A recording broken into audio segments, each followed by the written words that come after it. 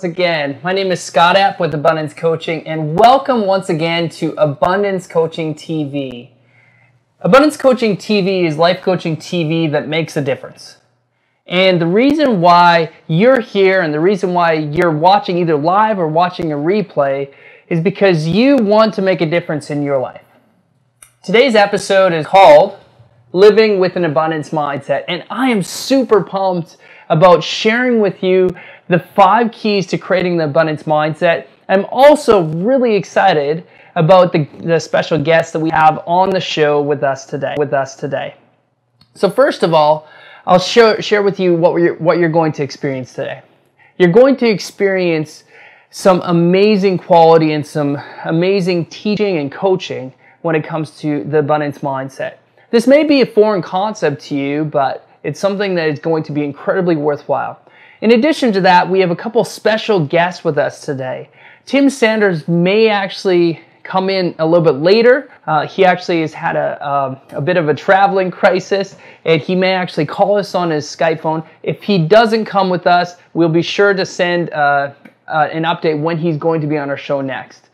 In addition to Tim, I'm going to show a video of his new book that's also going to be live with us too. The second guest that's going to be with us is Frank Mikolas. And Frank is one of my mentors. He's been one of my mentors since my youth. And I'm going to share about how he has helped me grow to just want to achieve and to really just see my dreams come true in my life. And also how I at an early age started to develop what I call the abundance mindset today.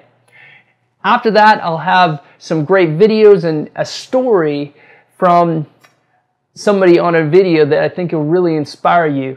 And as well as that, I'll bring on a special guest, and her name is Carol Harrison. And Carol's an author, she's a motivational speaker, and she's also a Toastmaster. And we are really, really happy that I'm really happy that Carol gets to be here with us. And she's been a friend for a long time, but she has an incredible story of abundance and something that you're definitely going to want to stick around right through to the end to hear her story as well. So first of all, let's talk about what the abundance mindset is and what that can mean. I personally believe that creating an abundance mindset is believing that you were created as more than enough, that you have more than enough, and that more than enough is coming to you in the future.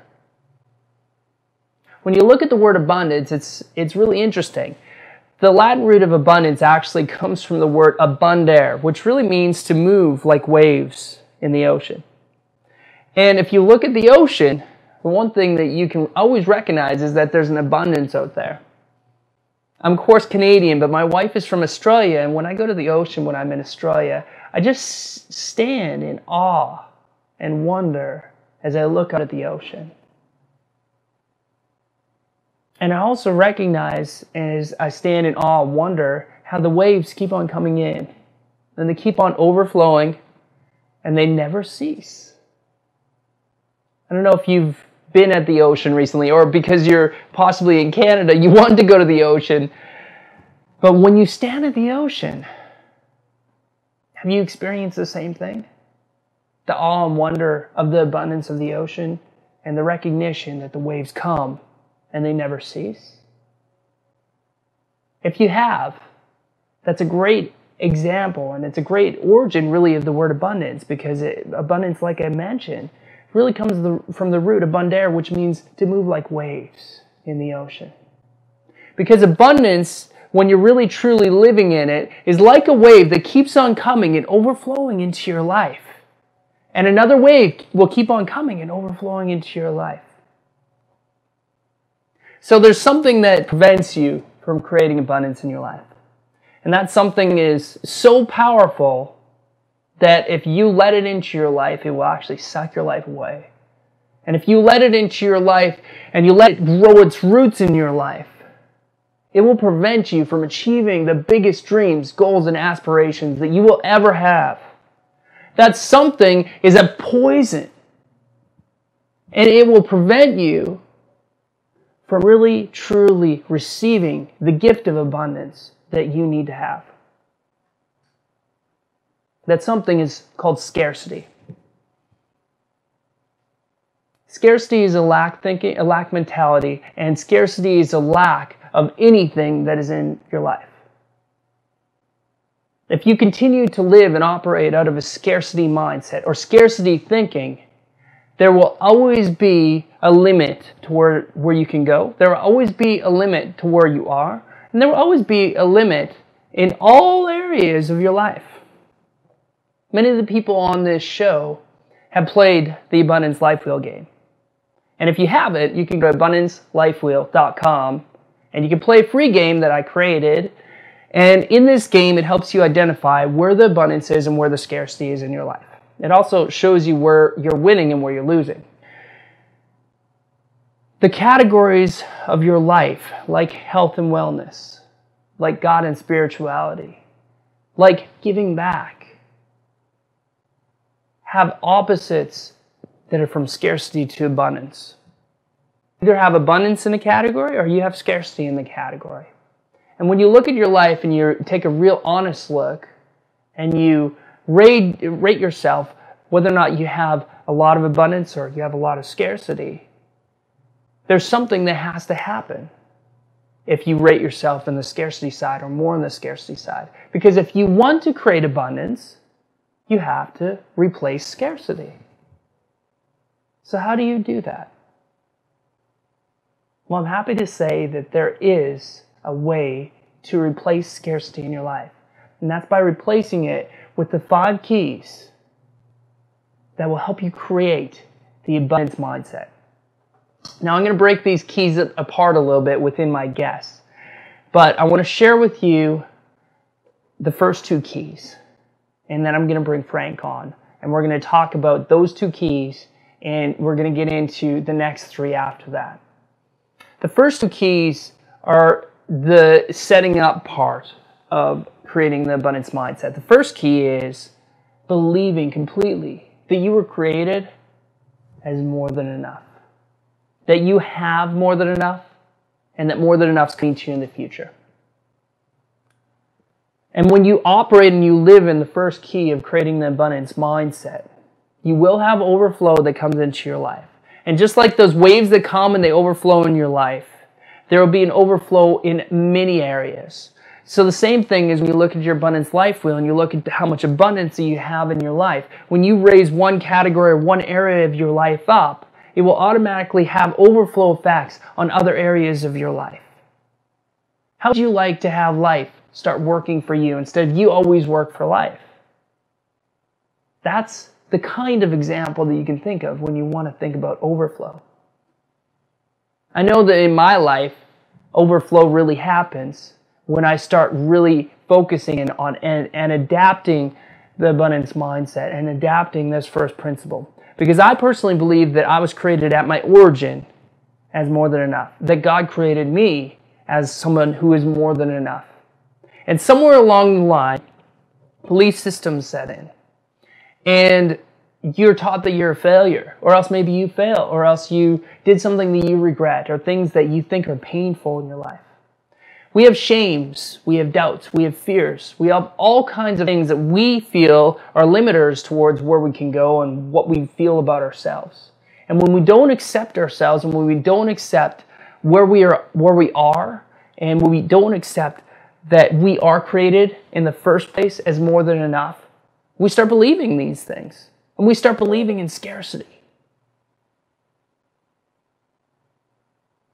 Tim Sanders may be with us a little bit later. I watched an episode on the internet the other day with him, and he said that if you look at scarcity, it's like a pie. And if you take one piece of pie out of that, it's like that piece of pie can never be replaced. Isn't that a great way of thinking about it? You can never get that piece of pie back, so you hold it in. I recall a commercial a long time ago where there was a blank, huge open space, and there was ice and snow and only 2 men. And these 2 men were sitting on an ice block, and one of them had a bag of Doritos. And the next man that was sitting beside him looks over, and he says, "Can I have one?"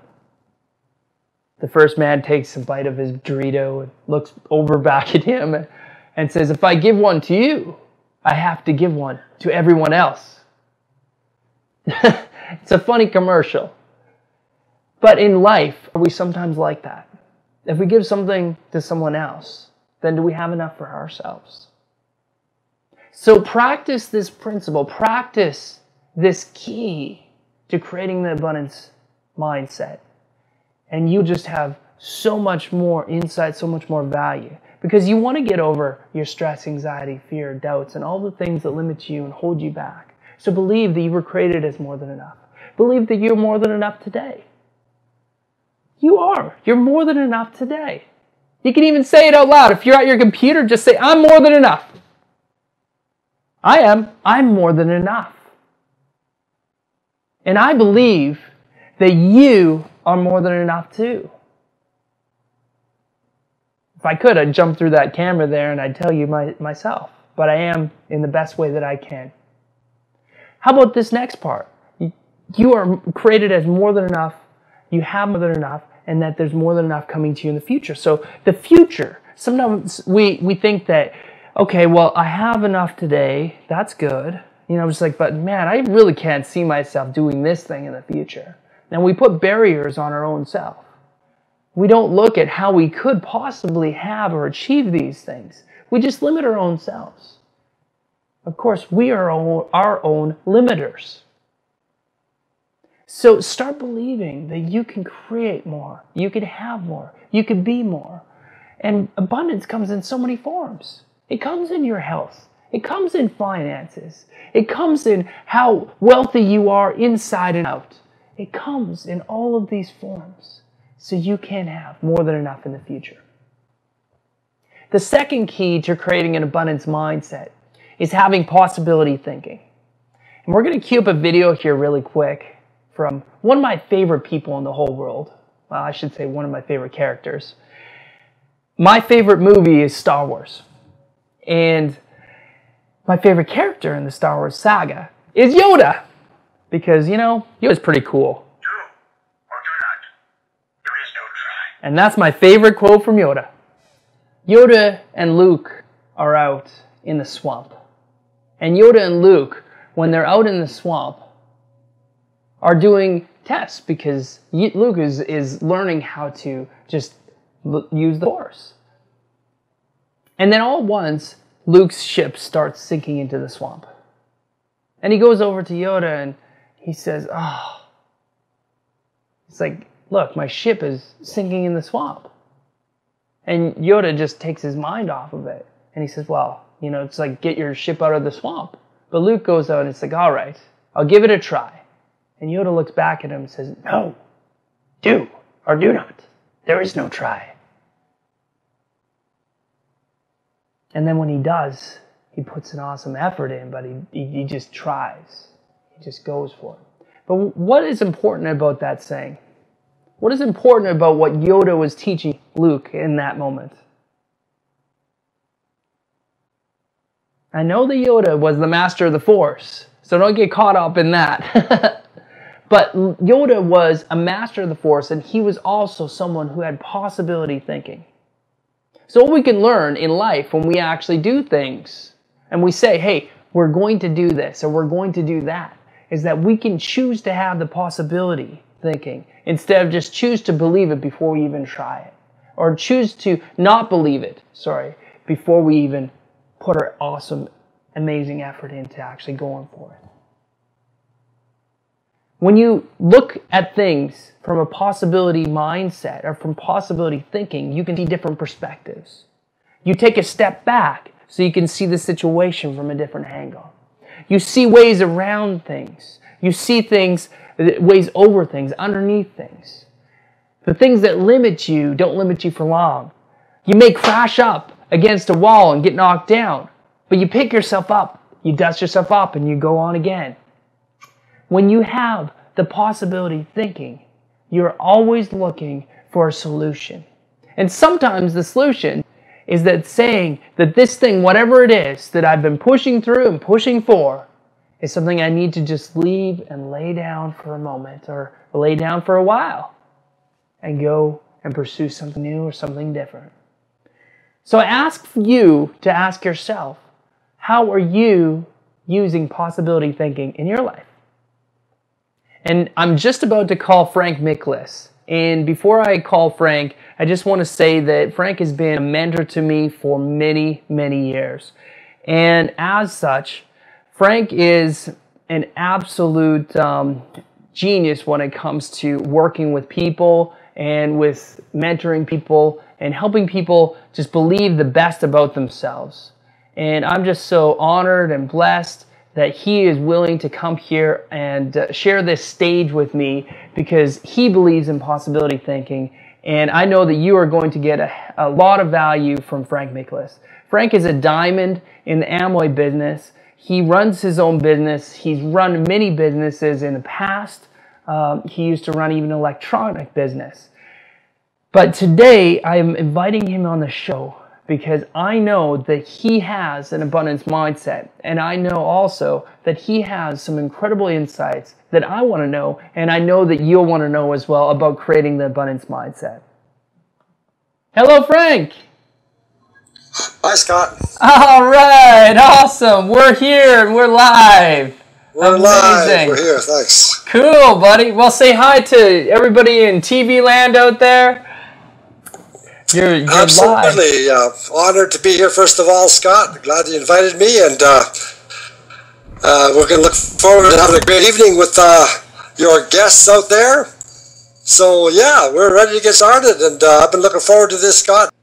You are my mentor, Frank, and in so many different ways, you have been a mentor to me. I remember when I was 13 years old, and I tell this story to also apply it to everyone that's watching here. I remember when I was 13 years old, I had my dad as a mentor, but you came into my life as a young teenager. And we were in the Amway business at that time, and I remember coming into your house, and you pulled out the Bible, and you sat beside me, and you said, Scott, if you only have faith like a mustard seed, you can move mountains. And you started asking me things like, what are your dreams, Scott? Like, what do you want in life? And you started to just sowing into me. You started sowing into me those seeds. And I just want to just share that with you because that made an incredible difference to who I am today. Because I feel that different people have different influences in their life. And mentorship is such a huge, powerful, important part of that. So can you just talk a little bit about mentorship and the power of mentorship in one's life?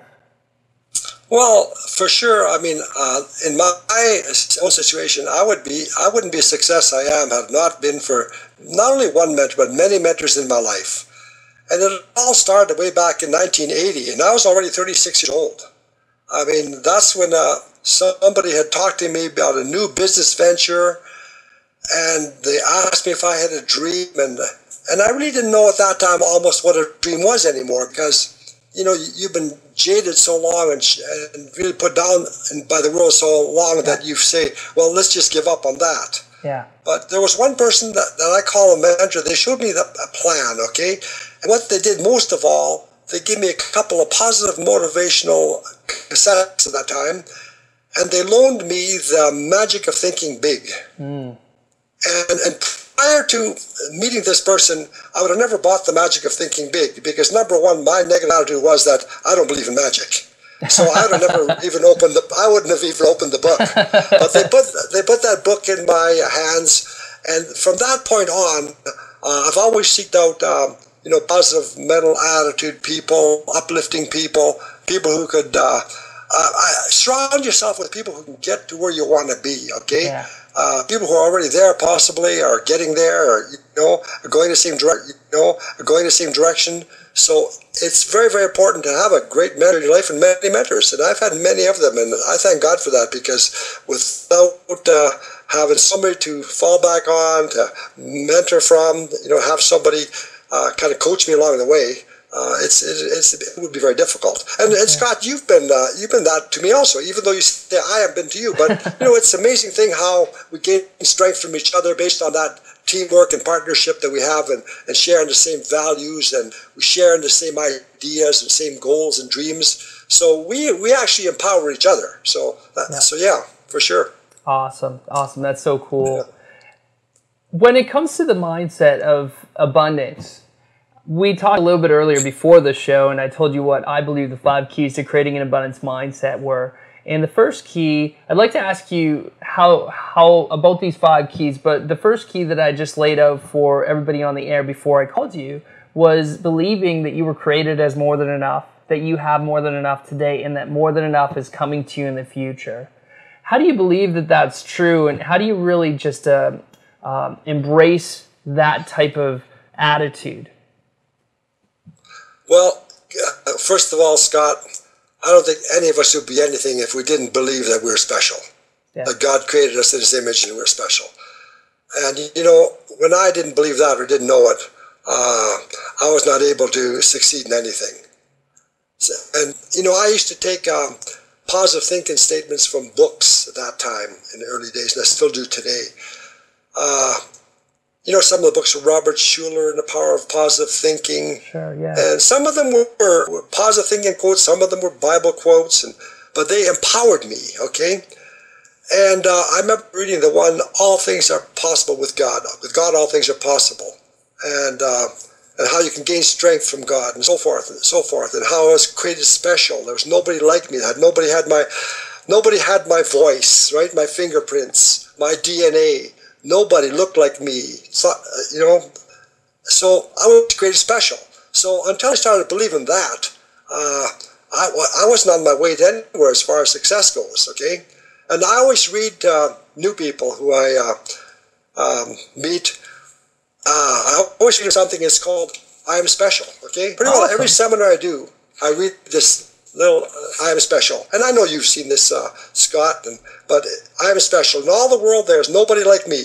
Since the beginning of time, there's never been another person like me. Nobody has my smile. Nobody has my eyes, my nose, my hair, my hands, my voice. I'm special. And all the time, there has been no one who laughs like me, no one who cries like me. And what makes me laugh and cry will never provide identical laughter and tears from anybody else, ever.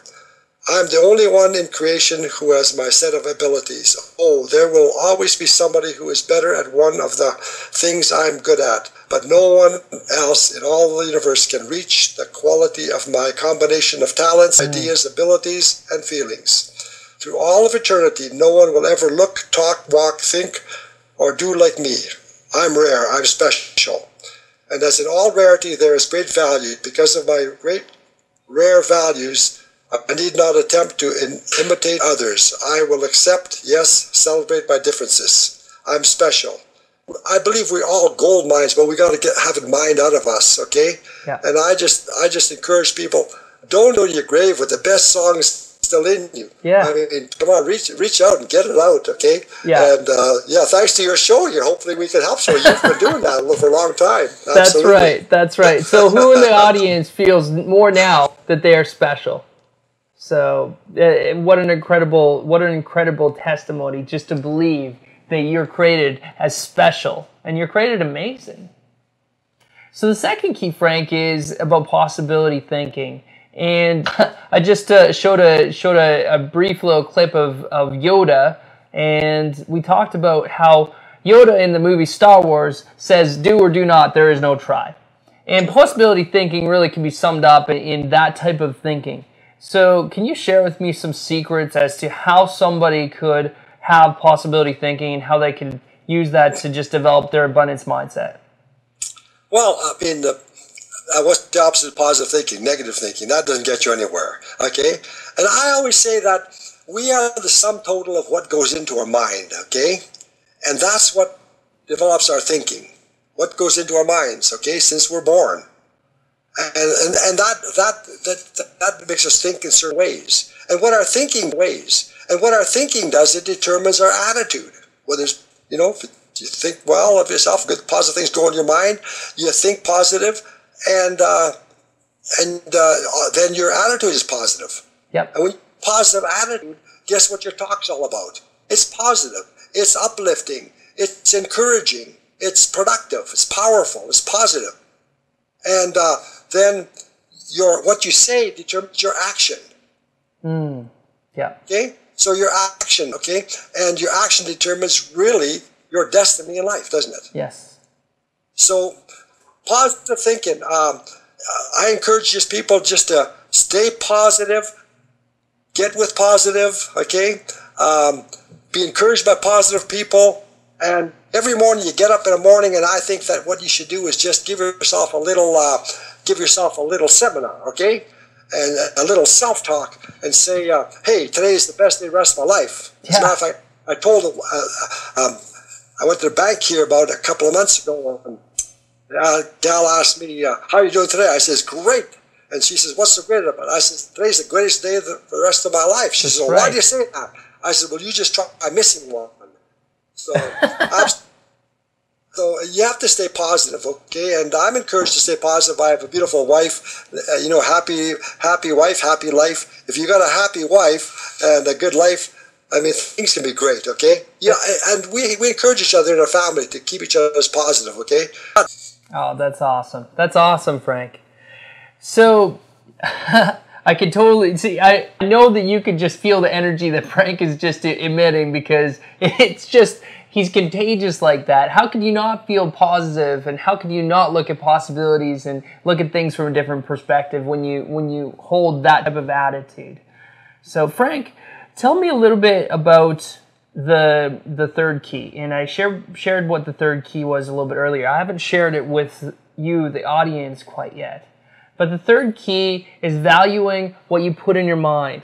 And what was really interesting, Frank, is that we compared notes as to how we felt about this particular key. And I think that there's really just some laws that could just be applied to this key. And a law basically is like, this is what's going to happen if you do this. And if you practice these laws to this key, you will have success, and you will have an abundance, or create an abundance with this key. So the third key is valuing what you put in your mind. So Frank, how do you operate with the abundance mindset, and how do you value what you put in your mind while accessing the third key? Scott, that's a very good question, because that really determines where you end up in life. And like I alluded to a little bit earlier about what goes into your mind, but I'll just expand on that a little bit, because it's so important. And I say there's 5 things, like you say, but one of the things I talk about is when I started my road to success, okay, I had to change some things, obviously, okay? You know the saying is, if you run with the dogs, you'll get fleas, okay? If you run with the alcoholics, you'll be an alcoholic, okay? Yeah. I mean, birds of a feather flock together. You've heard all those terms. Sure. And they're so true. And so really, 5 things that I learned real quickly on if you want to change where your outlook on life is and where you want to be in life, there's 5 things you have to change. And the first thing I had to change is what I was reading, okay? Like, really, before I started my road to success, I didn't read too many positive thinking books. And I used to read the newspaper, okay, the sports section. So I started reading self-help books. And there's so many on the marketplace today, okay? So it's what you read every day. So I made a habit of reading about 20 minutes every day, okay? Positive, powerful stuff, okay? Positive thinking, the magic of thinking big, and so forth and so on. Leadership books. I've got libraries of books here at home that I'm still reading. I still read every day. And another thing besides the reading, second one is what you listen to. Yeah. Every successful person every day listens to positive motivational recordings. And it's necessary, okay? So I started on that many, many years ago. Listening to, my car was my rolling university. Yes. I plug in a tape and I'd be listening where I'm going, okay? So instead of listening to the radio, which is, not as productive in my life, I listen to positive recordings by successful people. Okay? People in life who are in life where I wanted to be. And then the next thing would be who you associated with. And that was a big thing for me, because I had all these so-called friends. But I always say there's 3 kinds of people in life. There's people who can help you, people who don't make a difference, and people who hurt you. And I say, get rid of the people that can hurt you or don't make a difference. Only stick with the people that can help you. And that was very tough for me to do, because I didn't realize that, even though I liked my friends and everything, they weren't helping me. And as a matter of fact, in a lot of cases, they're putting you down to better themselves. And that, unfortunately, that's what people do sometimes in life. Okay, so I started to associate with people who could help me. Okay, who could lift me up, I could feel good around. Okay, and they were the people that would encourage me and say, "You can do it." As a matter of fact, my dad, he was a big one, and he used to say, "We can do it." We were living on a farm, and I remember picking stones, and we had to dig out some big stones, and I was almost ready to give up, and he says, "We can do it, we can do it." And always encouraging, positive, right? So who you listen to and associate with. Next one is what you see. So many people are watching, you know what, TV, I'm scared of TV. I really am, because there's not that much good stuff on there a lot of times. And sometimes what you see, you know, I mean, sure, there's a lot of good things. I'm not saying TV's bad, but we have to pick and choose, okay? Because most people, I mean, subconsciously, they're listening to all this stuff that's out there that's negative. So we have to be very careful what we hear, okay? What we see, rather, okay? And another powerful thing is what we say, the power of the spoken word. That's one of the powers that God's given us, the power of the spoken word. Okay, it's biblical, James 6:2, okay? We're snared by the words of our tongue. And you know, I often ask people, "How are you doing today?" And some people say, "Oh, you know, I got a sore here, and I have the flu, just go over the flu, and I'm this and that." Unfortunately, those people are always sick because they're always confessing sickness, and they're confessing poverty in their life. They're expecting the negative in their life, and guess what they're getting?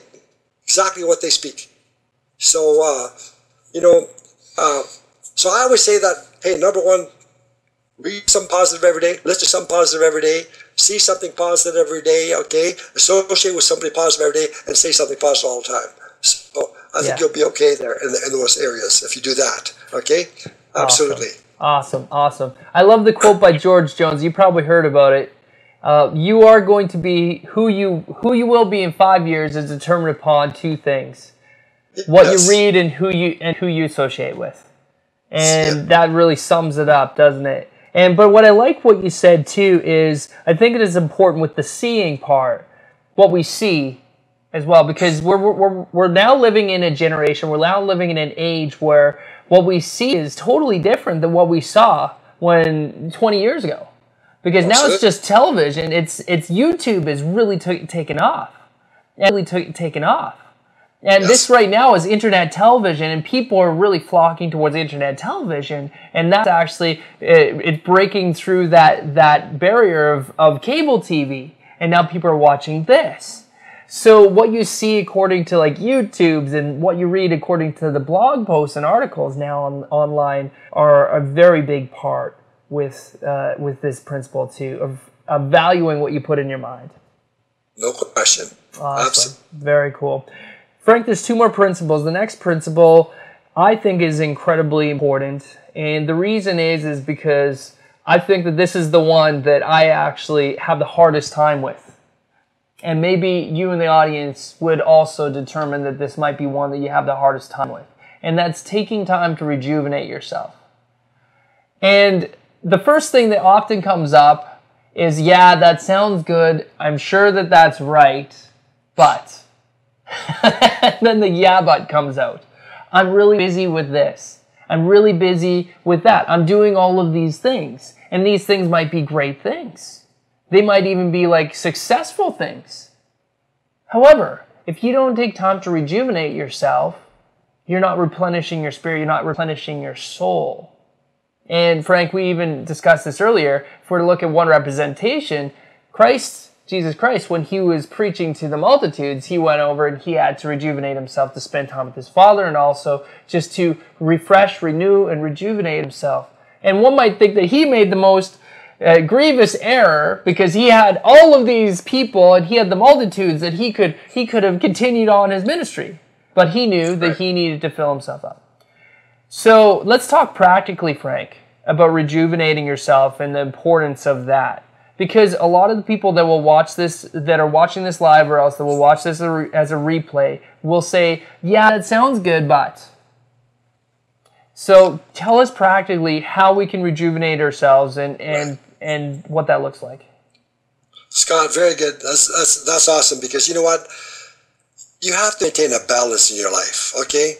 And there's so many people, like you said, always tell me, Frank, I got no time for exercise, or I got no time to read spiritual books, or I got no time to read self-help books, or I got no time for this, no time for that. There's always activity going on in their lives, but no productivity. And it's unfortunate, okay?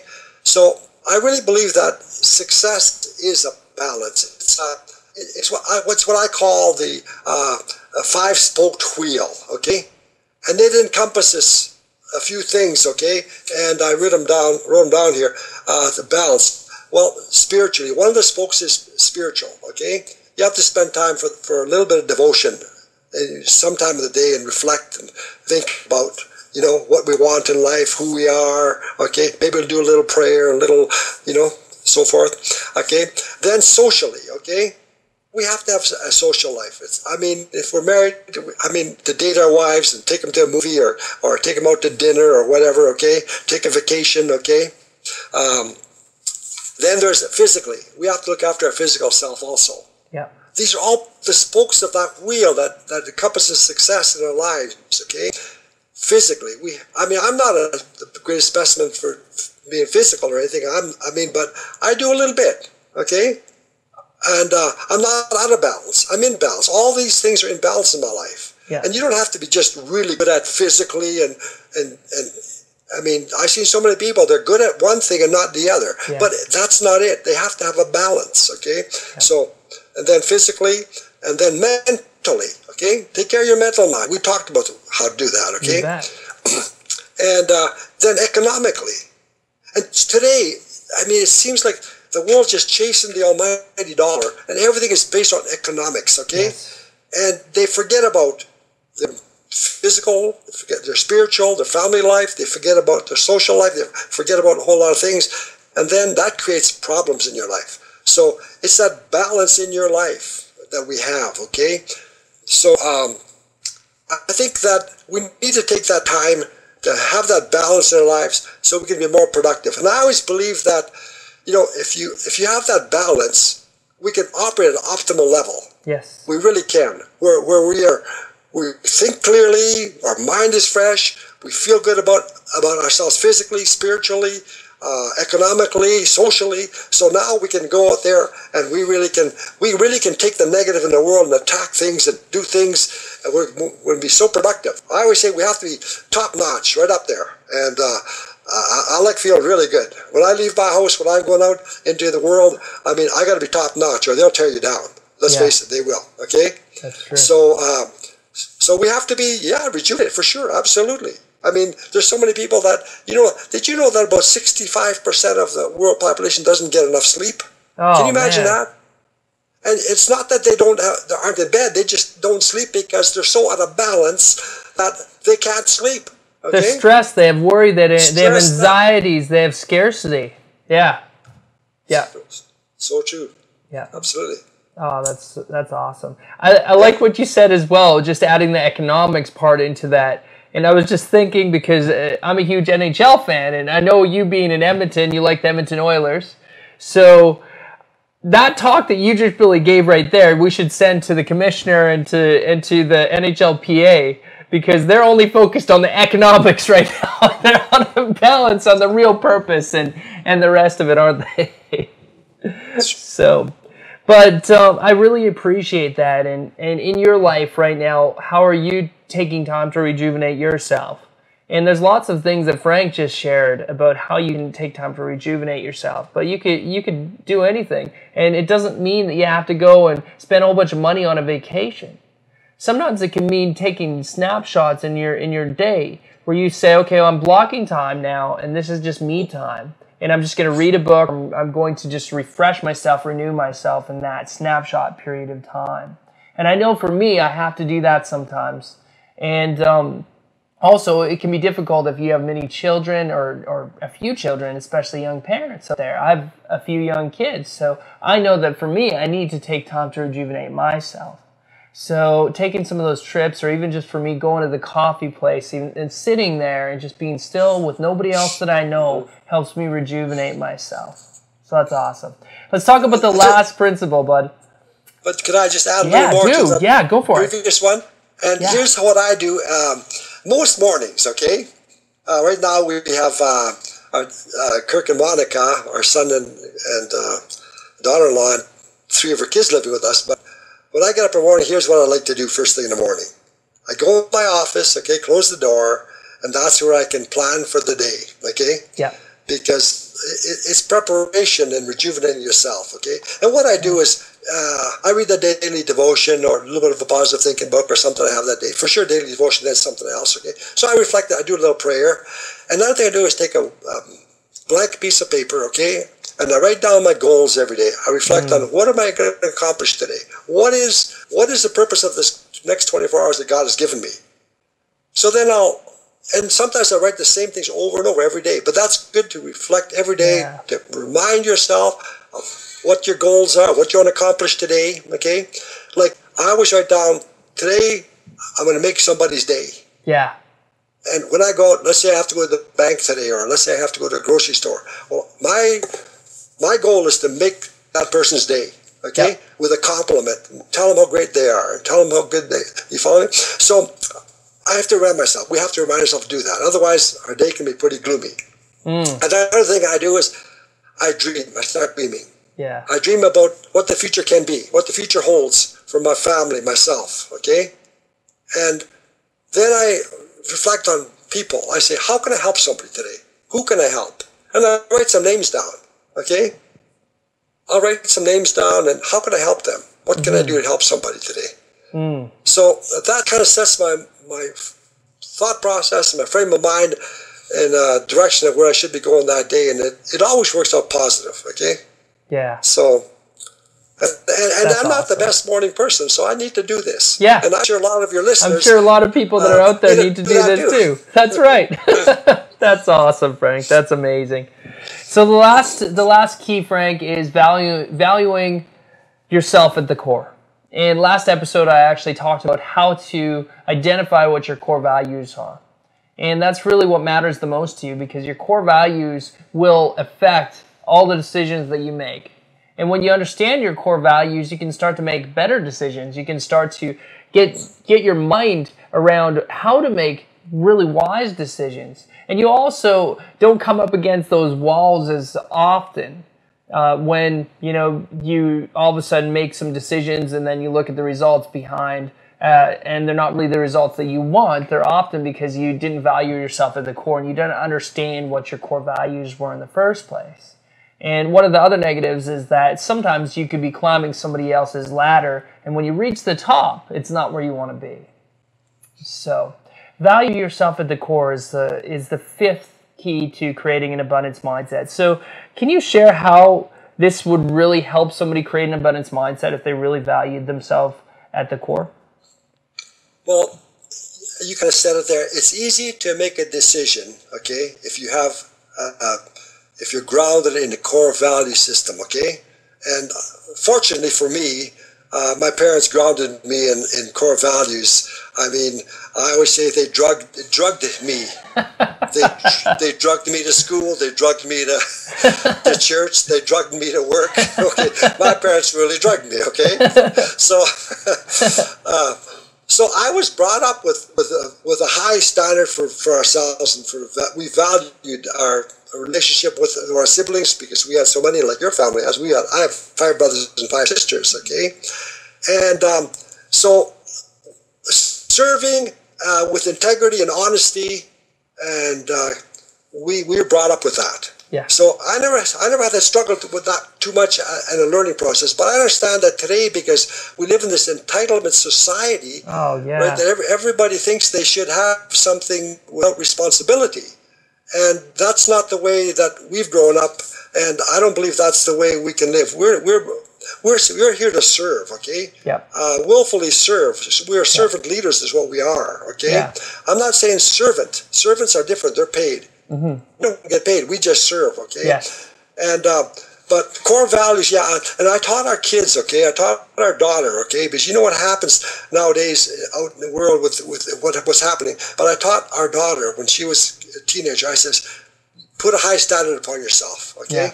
When you're out dating or something, you're out with friends, you got a standard, and do not lower that standard, okay? And it's the same with us in the business world, Scott, okay? And you know this, and your audience, I'm sure, understands all this. we have to have a value, okay? Because it's really how we value people, how we value ourselves, how we value people. You cannot give away what you don't have, okay? And I like this motto, do unto others as you'll have them do unto you, okay? So I always say, hey, first things first is have a set of values, learn them, okay? On our website, our business website, we have a value system, core values, okay? And secondary values. And there's so much to that. Scott, we could spend hours on just this subject alone talking about values. I mean, it's so powerful, productive, okay? But the key to the whole thing is that, we have to treat people see them as value, treat them with value, and we have to look to share and give, okay? Yes. And that's what it's all about. And I always say, if you give, you'll get, okay? The world will reward you. It's the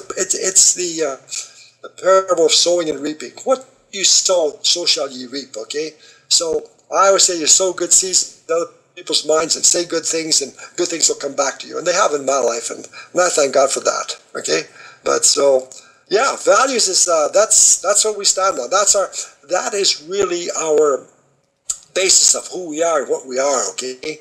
It's what makes us, okay? So, that's great. That's so good. True. That's a good basics point to know a core value system. And, Awesome. That's so awesome. And for the listeners out there, if you didn't catch episode 3, we talked intensely about core values in episode 3. You can watch the replay if you want. But you could also sign up if you aren't already a subscriber to get updates from Abundance Coaching TV and myself. It's just right on the right-hand side of abundancecoaching.ca/TV. And what we will also do is we've almost finished creating a game that helps you actually go through an adventure to figure out what your core values are. So literally this game actually brings you through a number of adventure scenarios that really help you define and understand what core values you hold true. And then after that, it actually gives you some coaching.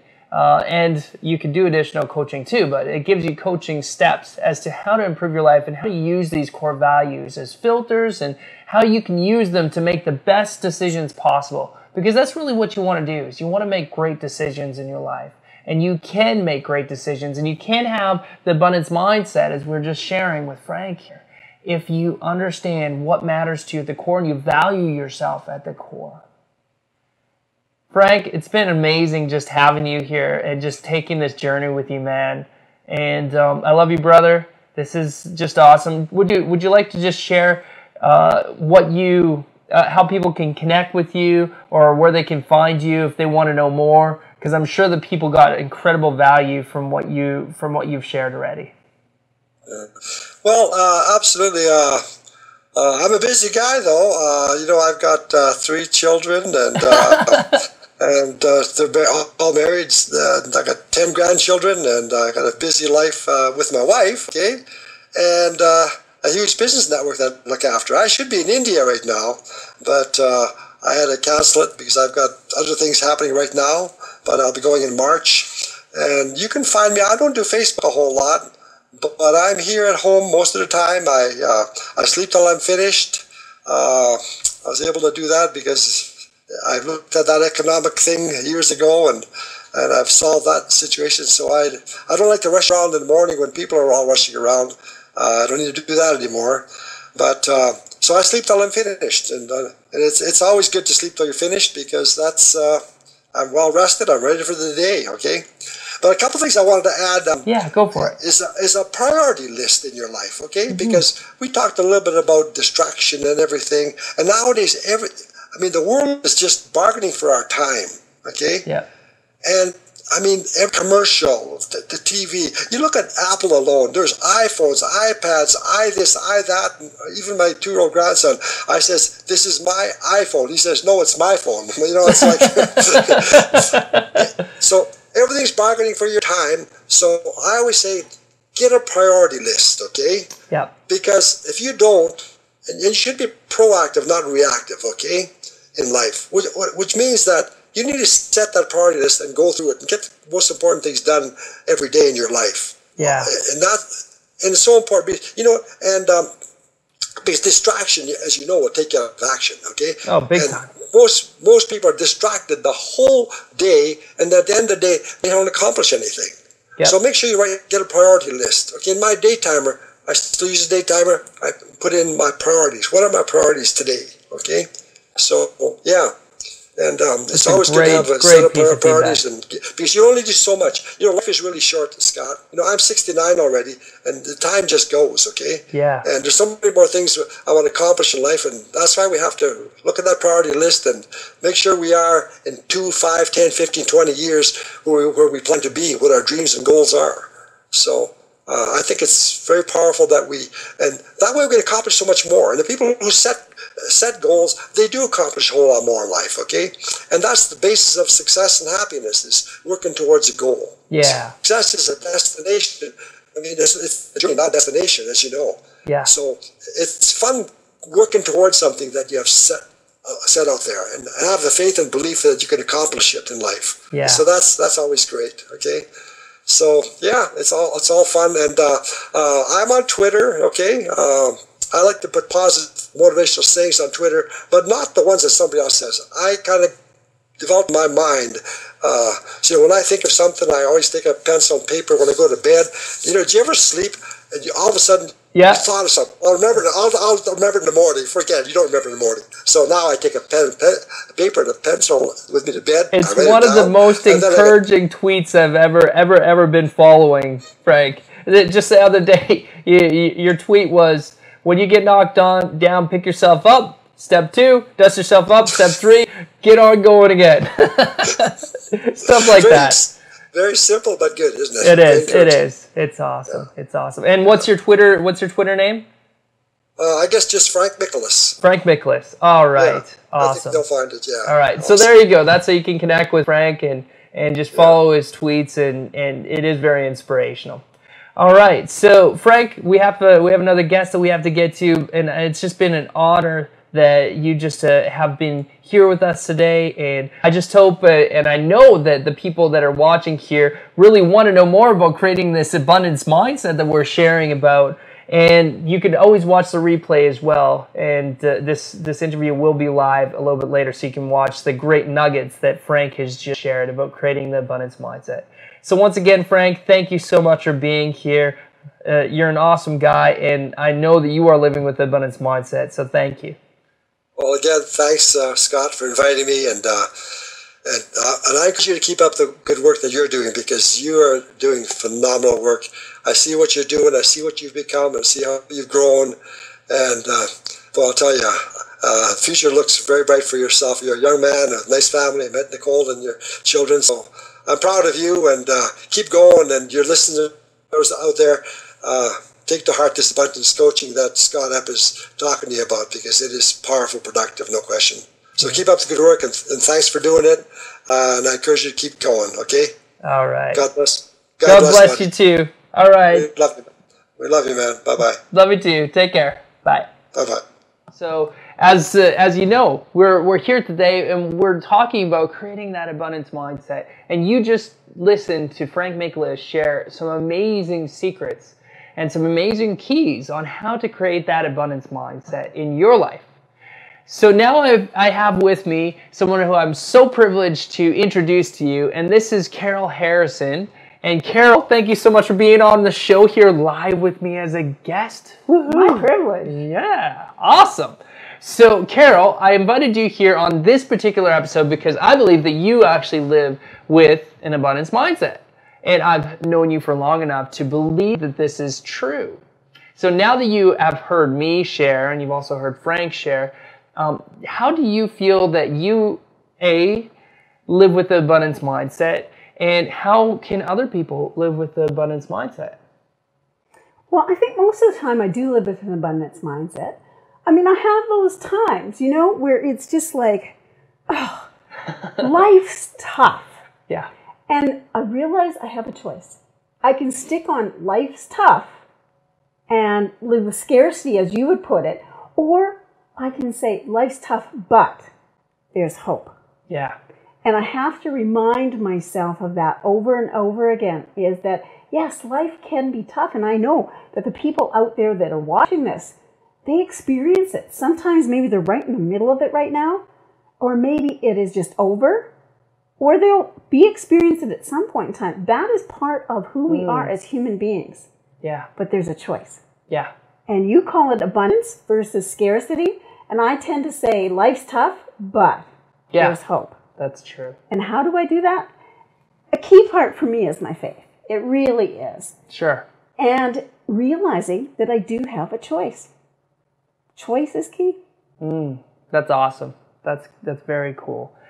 I know that you have a choice, and I also know your story, so I have a little bit of a privilege before this, and I also know a little bit about your story in your book and what you relate with it in your book. So me inviting you here was also because I know your story, and I want you to weave your story, if you don't mind, for the audience, because the topic is about creating an abundance mindset, and there were some difficult parts of your journey.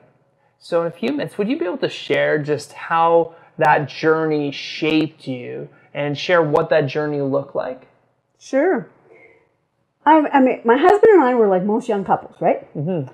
We thought that life was great. We were invincible together. Yeah. And we had made choices to be together. We had made choices that were affecting our lives for the positive. We had faith. We had family. We were trying to do. And we were expecting our fourth child. And we truly believed that children were a gift from God and that children would bless our lives. They would drive us crazy sometimes, but they would bless our lives. And as our third daughter was being born, she didn't breathe. And all of a sudden, life got tough. Yeah. Because as a young couple, when you have 3 healthy children, you've had great pregnancy, you don't expect something to go so horribly wrong. Yeah. And she had a stroke as she was being born. And for the next 7, well, I say 7, he says 10. I never checked with the doctor. It was somewhere between 7 and 10 minutes. She did not breathe. Oh, wow. Now that is a time where you have a choice of life is crashing down. Are we going to stay in that crash down period? Yeah. Or are we going to choose to believe that God has a plan and that we are special? And so is she. Whether she breathes or not, she is special. And so we waited, and she did breathe, but that was only the beginning of the journey. Yeah. And I was a bit naive. I figured, hey, cool, she's breathing. This is good. She's crying. That's good. And I'm going to wake up, and this is going to be a nightmare that is going to have disappeared. But it didn't. In the next 12 hours, she quit breathing more times than I care to remember. The doctors resuscitated her, and our life took a turn. A huge turn. Oh, wow. Yeah. And as I stood in the NICU with her, because they transfer to neonatal intensive care, and they don't pull any punches there. Like, they tell you how it is. Yeah. And they told us that there was a 5% chance she would ever go out the front door of that hospital. 5% isn't a very big one. No, that's not a big number. And it would be really easy to start living in a very negative, scarce space. Yeah. And as I watched her, it was on the second day. She was in a coma. She wasn't breathing on her own. The machine was breathing for her. Machines were keeping her alive. And I had this moment of clarity. And I stood there and I just said, I believe that she is a gift, but I don't know how long I get to keep her. Yeah. And I have a choice. I can choose to dig into the innermost part of my being, where my core values are, and who I believe I am. Yeah. And I can trust God, I can trust this faith, and I can say, here I am, here's my life. Help me to have the strength to live it abundantly. And I chose to do that at that moment. Yeah. Well, you know, that was life-altering for me at that moment. I had had faith before that. I had tried to live an abundant life, but that was life-altering. Oh, no kidding. As I stood there by myself at her incubator, and I even had closed my eyes. I remember closing my eyes and just saying, okay, God, here you go. Here I am. You know what I believe. You know what I want.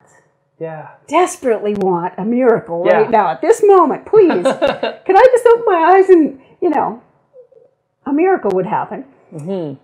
And what happened was a change inside me. A deepening of my faith, a deepening of my core values, and a total, absolute trust that there was a choice and that there was hope. Yeah. Yeah. And so that was the life-altering moment for me. I opened my eyes and nothing had changed except inside me. And I had this peace. It felt like the nurse had taken a warm blanket out of the warmer that they have at the hospital and wrapped it around me. That's how real it was. Yeah. It was really cool. That was day 2. And day 3, she opened her eyes. And was breathing on her own, had come out of the coma, and the doctor said that medically that was impossible. They really, really hadn't expected it. But I'm going, there's more to this, and I don't know where this journey is going to take me, and I'm along for the ride. Yep. And day 6, she was strong enough to go for a CAT scan on her brain, and the result was that there was so much swelling in her brain that they could not pinpoint areas of damage. And they basically told us that she had about a 5% chance that she'd walk or talk. Oh, man. She'd live. Yep. But quality of life, okay, here's another choice time, right? Yeah, sure. Because do I believe that no matter what she can or cannot do, that she was created special? Kind of like what Frank said. What did you take away from what Frank said with that special thing? That was pretty cool, wasn't it? That was really cool because that is exactly what I believe. Yeah. I believe that we are created special. Yeah. And I saw this poster a long time ago of this little kid just peeking over a shelf saying, God don't make no junk. Yeah, that's right. I'm special. That's awesome. I have to pause and just do that. I'm a coach, and this is coaching TV, so coaches ask questions, coaches reframe. So I'm going to reframe this back on you. In your life, where can you take something out of what Carol's just sharing, and how can you believe that you've been created special, and that you've been created with possibilities, that you've been created more than enough? So I'm just going to have you pause and maybe ask yourself that, or write that question down. How have you been created special? And go back to it. So go on. Well, this created special is really key because so often we are bombarded with the information. If you aren't a certain way, or if you don't have certain things, or if you don't believe certain ways, there's something wrong with you. Right. And people with disabilities, and we all have things we can't do very well. So if we're honest, all of us have some special needs going on. Sure, there, right? Yeah. But we categorize people, right? Oh, you do this really well, so you're special. Oh, sorry, you suck at that, so you can't do it. But here I had a choice. My daughter could be basically a vegetable. Yeah. Was I going to let that drag me back down? Was I going to love her anyway? I opted for the second choice. Yeah. That she was special, and that I had no idea what her life would mean, or how it would affect me or other people. And they told us to expect a long stay in NICU, and I said, fine. Sure. I'm okay with that. I'm okay with that. How I look back, how I was okay with that is totally from deep within, that abundance inside. That is the only way. Yeah. On day 8, so 2 days later, the doctor comes to me first thing in the morning, the specialist, and he goes, I have no idea how come I can tell you this, but you can take her home today. Whoa. So we went from... The swelling went down that much, and he got to the place to tell you that. The swelling hadn't gone down. Okay. But she was strong enough to go home. Wow. And I'm excited, and I'm going, this is so cool. This is like this miracle that I was praying for. It just took a few days. Yeah. And then as I was getting her ready to go home, I'm going, whoa, wait a minute. Yeah. What if? And those what ifs started sneaking in and trying to steal back the peace and steal away the abundance. Because, well, what if she quits breathing again? What if I can't look after her well enough? Yeah. What if, or if onlys comes sneaking into our lives, right? And we're back to that choice. Sure. Yeah. I took her home. Yep. And life has been a journey ever since. Yeah. At 1-year-old, 13 months. And for anybody out there who has kids, 13 months is the age where lots of kids start to walk. Well, I had been told that there was a 5% chance she would ever walk. She was walking. On her own. This is just so cool, right? Awesome. I take her back to the specialist for her checkup, and he says, can she walk like around furniture? He says, she can walk. And I just never had believed that she wouldn't, at some point in time, walk. People told me I was naive. Yeah. Maybe in different words. And I said, no, I'm just going to believe that she will advance as far as she's able to. And if I start saying, well, she can't do it, she won't, because I'll never help her learn. That's awesome. Same in my own life. Yeah. If I had said, can't do this, I wouldn't have. When it comes to abundance, there are so many different belief systems that you can have. There's so many different things that you could believe about yourself, that you have enough, or that you could have more than what you actually have. And we've really focused in on the mindset part of abundance. And when you really look at the different keys that we shared with you, the belief that you're created as more than enough, that you have more than enough, and that more than enough is coming to you in the future, and that you could have possibility thinking and looking at things from the possibility perspectives to try to get up, over, and around things, and being positive along the way. And then also taking a look and taking that one step further and valuing what you put in your mind, what you see, but what you think about, what you speak about, what you read, who you associate with. All are very impactful when you're taking a look at the valuing of what you put in your mind. And then also rejuvenating yourself in this busy climate, this busy society that we live in, with your jobs and all the different stresses and pressures and things that you need to do or you think that you need to do. Take time to rejuvenate yourself. And lastly, value yourself at the core, because you're going to face questions in your life. And unless you really value yourself, value life, and value those core values, you're going to have to know what they are and just seize those moments of valuing yourself. And maybe your questions won't be as hard as what Carol just shared here with Amy's story, and having to really make some difficult decisions, and then also having to check in with herself and where the abundance is as a mom with newborn. But you're going to have to face challenging questions and make challenging decisions. So value yourself at the core. If they want to know more about Amy's story and this incredible journey it's been, that's what the book is about. And it talks about life's tough, but there's hope. And you can find it on my website at www.carolscorner.ca.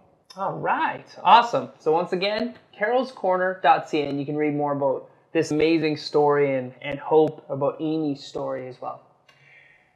The next episode that we're going to air is going to be next Wednesday, and we plan on airing every Wednesday. We're going to take a small break over Christmas, and we are intentionally working through something called the vertical life process. And at the very end, you're going to hear a crazy awesome launch, because I'm working on a program that actually goes through these elements that we've been sharing in way more depth, and it's a coaching tool as well, to figure out and to understand the process of how to get vertical in life.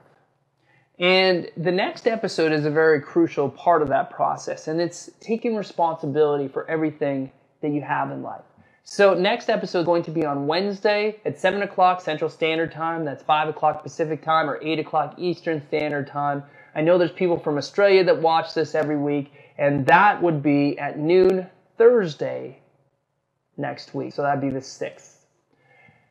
So once again, on December 5th at 5 o'clock Pacific and at 7 o'clock Central Standard Time, taking responsibility for your life. Thank you so much for joining us today. I hope that you take a lot of value out of what we just shared today. Live with passion and have abundance in life.